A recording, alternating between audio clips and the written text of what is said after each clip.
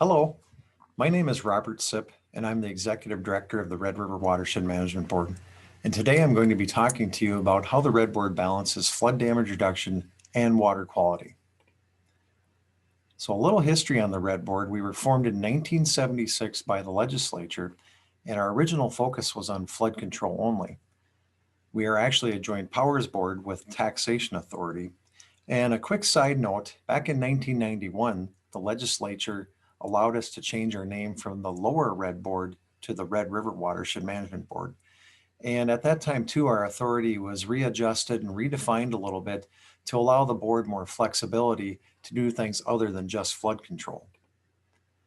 So I mentioned taxation a moment ago. So up here in the Red River Basin of Minnesota, we have the Red River Levy. And this is above and beyond normal levies that are available to watershed districts through state statute. So it's just for our member watershed districts up here. And how this works is the levy is collected through the normal channels, and then the Red Board actually keeps half of that levy, and we redistribute it back through our member watershed districts for flood control projects and other projects and initiatives. And then the member watershed districts keep their half for projects that focus on their local issues. And so this map is just illustrating the Red River Basin of Minnesota. There are 11 watershed districts up here, and 7 of them are currently members of the Red Board. And so the watershed districts in the color coding are currently our members, and the ones in the white polygons are not. And then we have that large area of the Otter Tail watershed that is not an organized watershed at this time. There are also 21 counties within the Red Board jurisdictional boundary, and then not to mention several cities and townships as well. So pretty high number of local units of government within our boundary.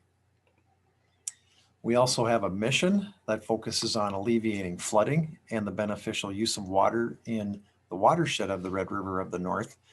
And then last year, the Red Board actually adopted its first ever strategic plan. And that plan included a vision statement that focuses on economic vitality, economic growth, and enhanced natural resources. That vision and mission are also supported by a principal and supporting objectives. And the principal objective is that larger box up here. But what I wanted to focus on was these 11 supporting objectives, and primarily the water quality and water quantity supporting objectives. And these objectives allow the board to go in a lot of different areas and just offers the board additional flexibility. And so with that strategic plan that was adopted last year, there are 7 goals and or priorities, and water quality and flood control and the protection of infrastructure are 2 of the 7 priorities that the board is focused on and will be working on in the future. I also wanted to touch briefly on our budget for 2020. So approximately 80% of the funding is to go to flood damage reduction projects and then also water quality projects.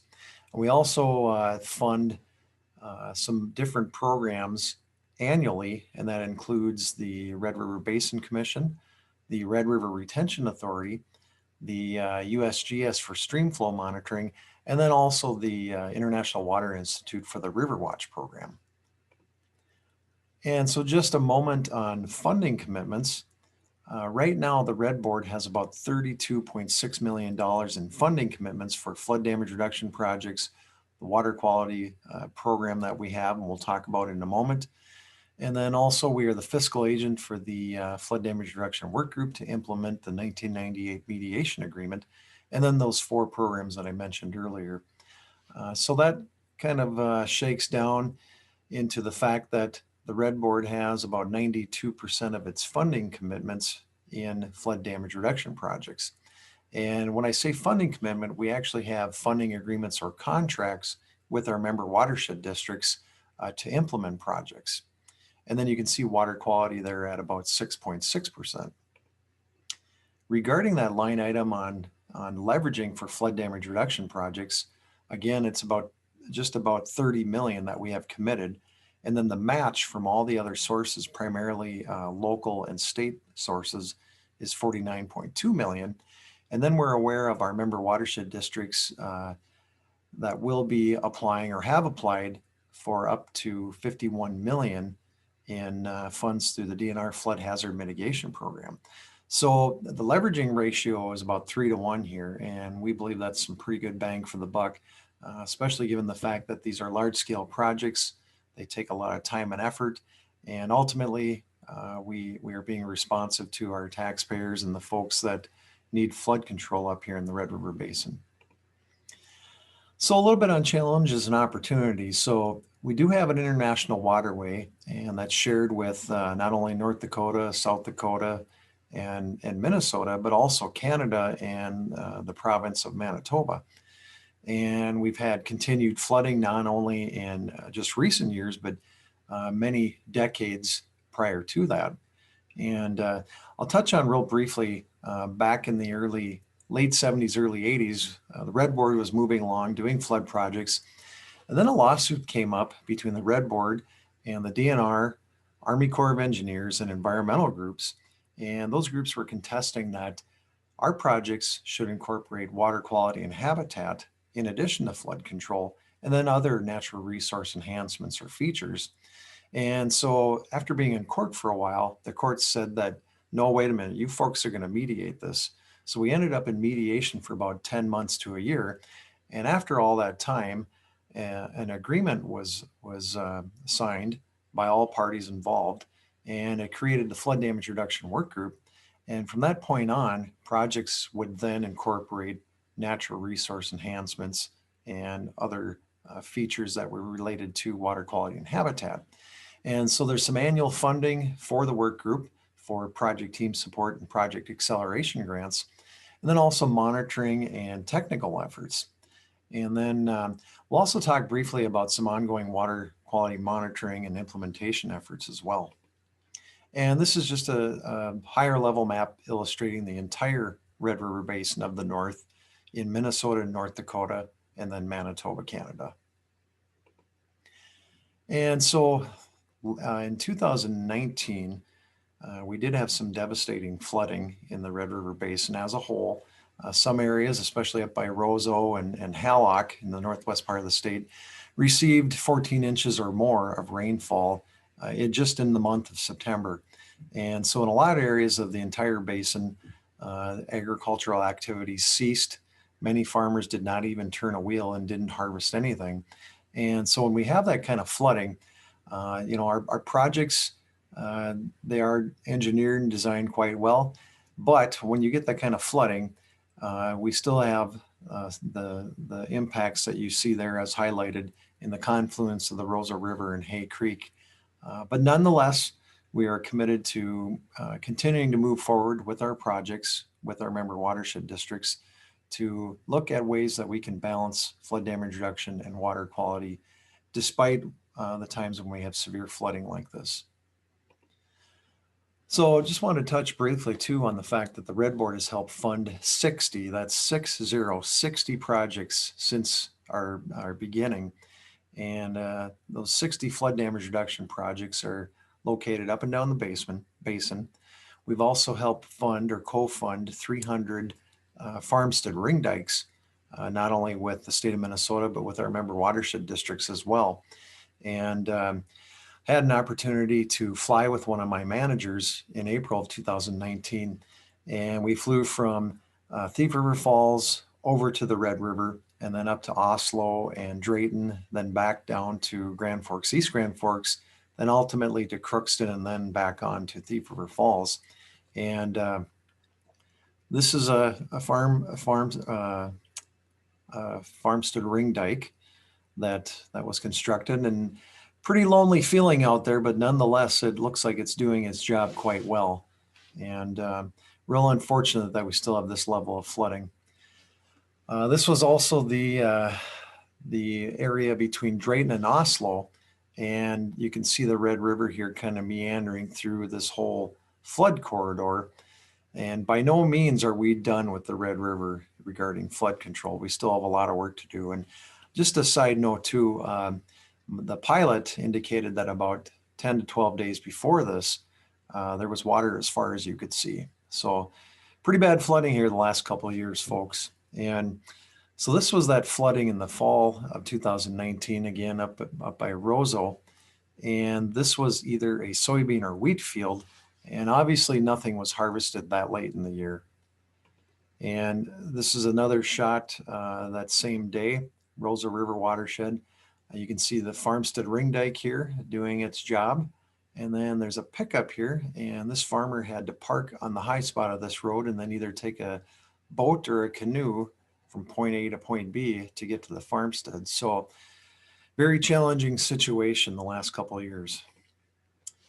And I just want to briefly talk about or contrast a pre-mediation agreement project to a post-mediation agreement project. And this is a project east of Ada, about 6 to 8 miles. It's in Norman County and then also the Wild Rice Watershed District. And this project was not designed for anything but flood control. However, over time, this project has evolved to provide some waterfowl habitat. And you can see that it is fairly choked with cattails. And it also does provide some other wildlife habitat for deer, for example. There's also a control structure right here. So it is holding back flood water and potentially some nutrients and sediments. So fairly small project, about 80 acres. And that was one of the projects in the early days. And then I'll get my illustrations here up quick. And this is a project post-mediation agreement. This is in the Boise Sioux Watershed District out by Wheaton, and pretty large project. It's 3 square miles. It has a 75 square mile drainage basin, and it does provide wildlife habitat. There's also agricultural activities within the smaller cells. There's water quality and sediment control. It's designed and engineered to do things other than just flood control, and water can be diverted and moved around between all the cells. And so pretty unique project. There's been quite a bit of water quality data gathered out there. There's also been some cattail harvesting done out there. And it's also a large area for birding enthusiasts. So in the spring, if you want to see the migration, that's one of the places to be. So pretty unique project. And if you get out to that neck of the woods, definitely check it out. So just a little bit on the Red Board water quality efforts, and I'll briefly touch on these 3 bulleted items here. Regarding education, I mentioned the River Watch program earlier. It's a real hands-on program for high school students. And it really gets them outside and helps them understand more about water quality in the Red River Basin of Minnesota, and really gets them engaged at a different level. And board's been real supportive of this program, and we've allocated close to $1 million for this program since 2010.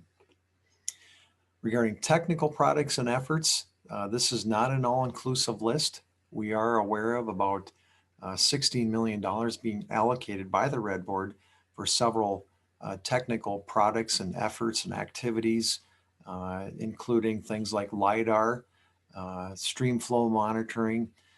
Actually, the water quality decision support application eventually evolved into PTMAP. So a lot of activity going on in the Red River Basin regarding some of these technical products and activities. So a lot of good information out there.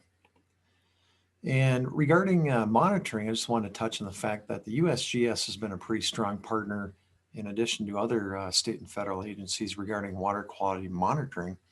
And the report on the left was released in 2020. And there's also kind of a Cliff Notes version of that report called the Red River Story Map. And you can see the web link up there. And so it really is an easy way to look at all the water quality data and monitoring locations to really see how the water quality is changing in the basin.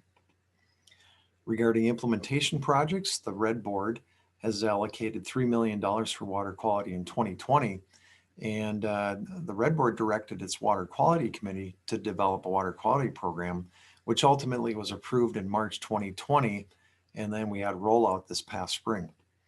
And so regarding that program, it's for our member watershed districts only, and there is a match required. So there's 2 parts. Part 1 is base funding, and our districts are eligible for up to $100,000. And it's meant to augment their day-to-day and year-to-year activities, and just to really help promote some of those smaller initiatives that they may not otherwise get done. And then we have competitive funding, and those are for the larger scale projects. And so I believe we have about 10 or 11 water quality projects in the works right now. Regarding leveraging, the Red Board has about $2.1 million of the $3 million allocated. There is a match right now from all sources of $13.4 million. And then these dollars are leveraged at approximately a 6-to-1 ratio. So some pretty good leveraging again going on, and the board's pretty happy about that. One project that I wanted to just illustrate, it's a competitive project through our water quality program. This is by the Wild Rice Watershed District. It's the Lower Wild Rice River Corridor Habitat Restoration Project, which focuses on habitat, water quality, and flood damage reduction. And it's being done in 4 different phases that will take several years, multifaceted project. And phase 1, the Red Board is helping out on to the tune of $669,000. And so kind of as we wrap up here, there's been several recent calls for water storage and water retention on the landscape. And just last month, the Minnesota State Water Plan was updated. And one entire chapter or goal focuses on water storage and water retention. And there was a call out to the Red River Basin of Minnesota. And one of our watershed districts was highlighted in there with one of their projects. So we appreciate that call out. And with the legislature the last couple of years, there's been some water storage bills being introduced. Now, some of them focus more so on the Minnesota River Basin, but nonetheless, there's been quite a bit of awareness created about this entire issue. And then lastly, in 2019, the Minnesota Pollution Control Agency released a report on Red River water quality. And one of the top actions to take is invest in water storage. Well, that's something the Red Board has been doing for many years, and it's something we're going to continue to do. And we're ready and willing to work with partners in our member watershed districts to ensure that we keep doing water storage and water retention on the landscape. So regarding balancing all of this and getting all this work done with water quality and competing interests, this is kind of the who, what, when, where, how, and why of how we do all this. And I'm not going to go through all these little circles here, but I just wanted to mention that there's a lot going on. We need to be responsive to our landowners and our taxpayers. We also need to be working more closely with our member watershed districts. We have several things coming into play. But what I'll touch on briefly is some of the other state and federal plans and partners that are out there and how we might be able to work a little more closely with them in the future.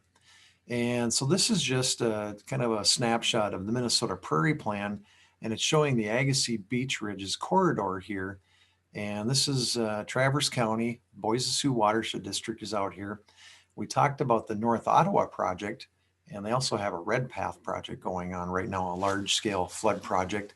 And so anyway, the point is we are developing maps right now highlighting the location of our projects in reference to plans like this so that we can show that there's opportunities to potentially work more closely together with some of our state and federal partners. And with shorter timeframes and more difficult funding situation, it seems like now is the time to work more closely together on projects and cooperative ventures. And so this is just another map just illustrating the National Audubon Society important bird conservation areas. And this is more of the northern end of the Red River Basin of Minnesota. And you can see the red dots of projects we've done. And the yellow projects are projects in our funding process right now, including both flood projects and water quality projects. So just a couple examples. And I think the future is bright for us to continue to work with all the partners, especially with all the recent calls to action for water retention on the landscape. And I just wanted to mention too, thank you to all of our partners and stakeholders. I know I probably missed somebody, but nonetheless, we wouldn't get all the work done without all these partners. So a big thank you to all those partners. And then lastly, my contact information. And with that, I will be monitoring the chat box here. Thank you.